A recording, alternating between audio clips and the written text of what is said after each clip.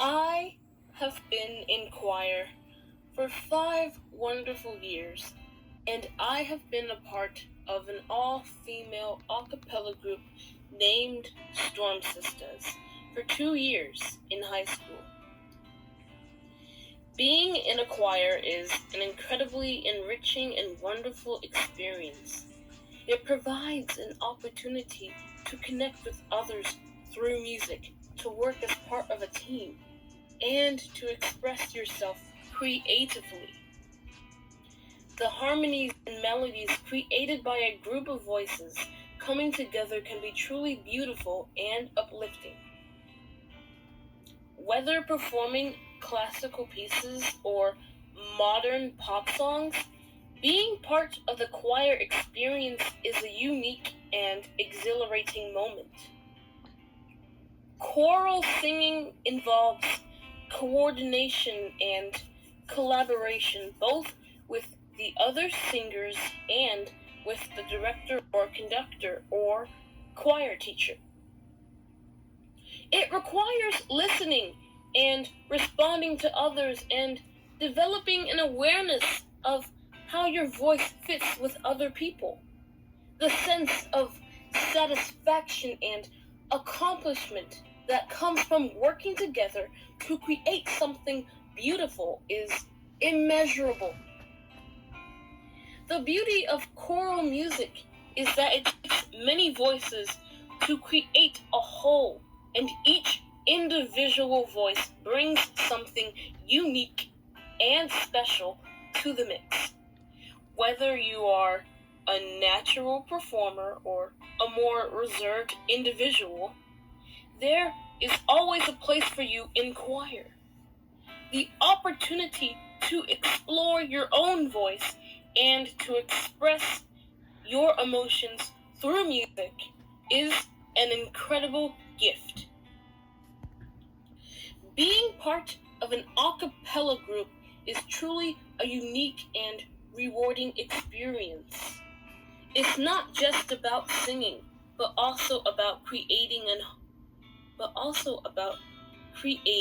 a harmonious blend of voices that can transport listeners to another world. You need to devote your time and energy to perfecting your parts, attending rehearsals, and contributing to the group's sound. Each member not only learns from one another, but also encourages and supports their fellow singers. This creates a tight-knit group that not only sings together, but can have an incredible bond built through the music they sing.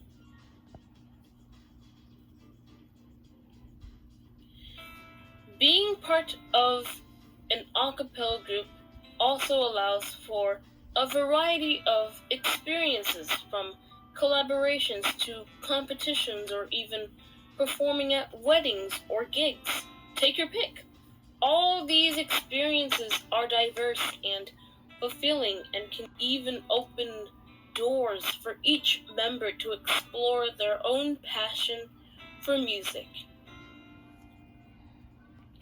And now I'm going to talk about why I love reading and singing. I have always loved reading, and I love all sorts of genres because reading is like an adventure in my head, and it never stops till I'm ready to stop. I'll never stop singing and reading to my heart's content, and singing and reading has become my passions. In today's world, reading has become more important than ever. But because of the explosion of digital media, it might seem like reading is becoming less relevant, but nothing could be further from the truth. Reading is a vital skill that opens up new worlds of knowledge, imagination, and discovery. Furthermore, reading is an essential tool for communication. In order to understand the world around us, we need to be able to read and interpret various forms of text.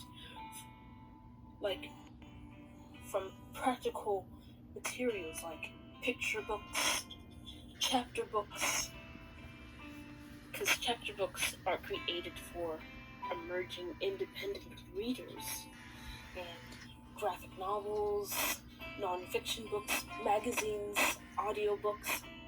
So, if you're looking to expand your horizons and improve your quality of life, there's no better way to do it than picking up a good book of your own choice.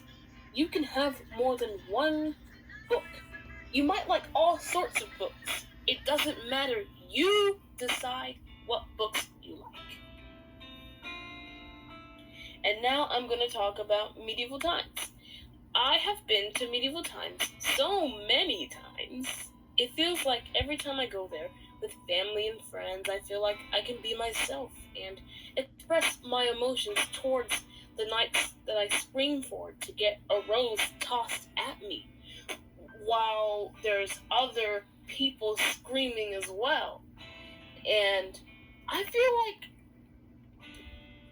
feel like it's more than just entertainment. It's more about connecting with family, friends, and even strangers to build a strong bond with one another. I love the part when we scream for the roses. I love that part. But I also love when we eat the food and we have a good old time with each other to really experience what it felt like to be a part of the court, to be inside that castle. And the food is to die for. I love when I dip potato wedges in the tomato biscuit soup.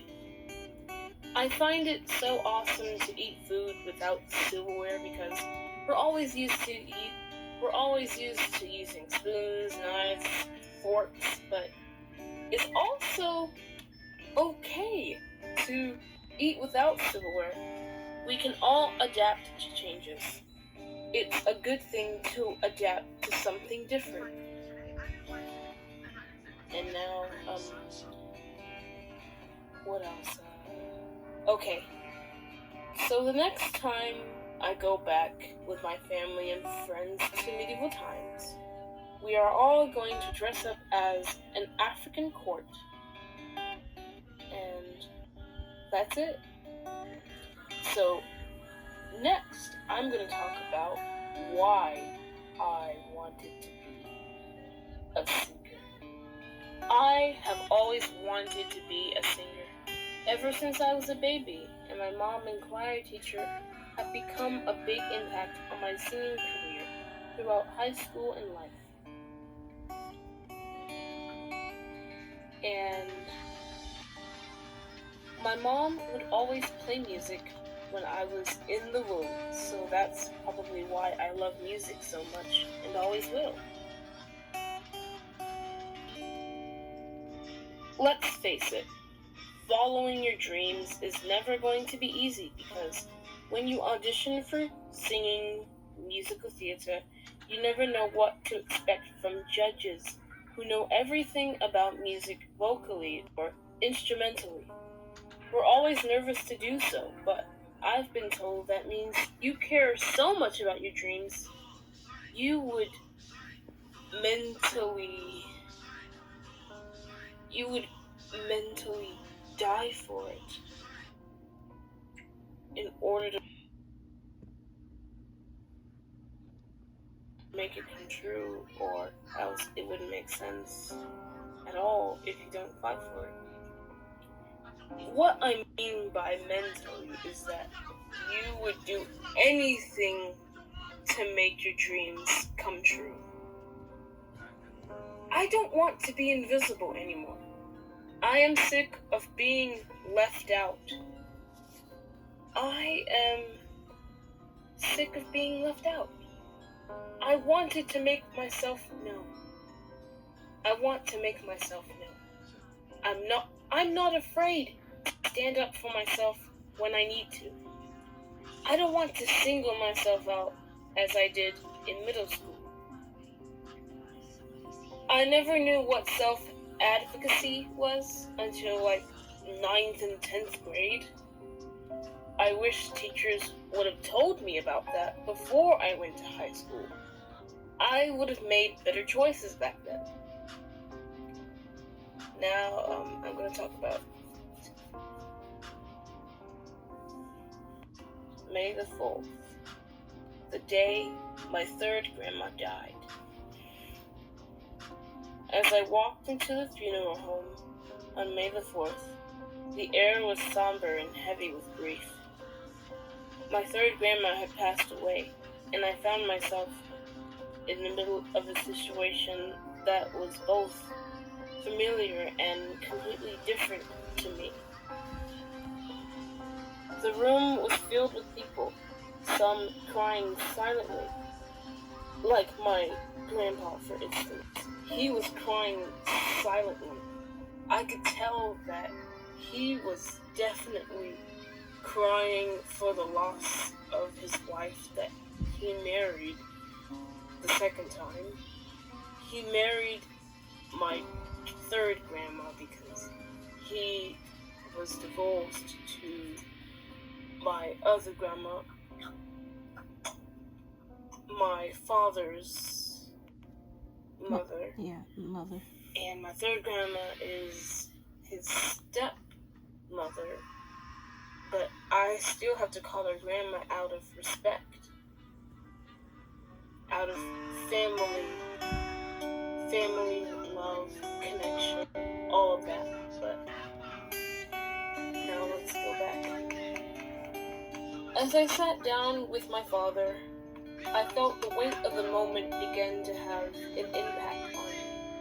All around me, the sadness and sense of loss was unimaginable, and I found myself struggling to make sense of my own emotions. At that moment, I realized that being in the funeral home when my grandma died on May the 4th was not just about saying goodbye. It was about coming together as a family and community to honor the life of someone we loved, and to find comfort and strength in each other during these difficult times. My dad says when people die on May the 4th, they become a force because they're never really gone. They're just living amongst us in the afterlife. Even though the people we loved are gone, they're not really gone. They live inside our hearts. As the service came to a close and we made our way outside, I felt a sense of curiosity wash over me. While I was grieving for her after we left, I felt her presence around me while I was there at her wake. And somehow I knew in my heart that the people we love leave a lasting memory for us, forever in our family's heart.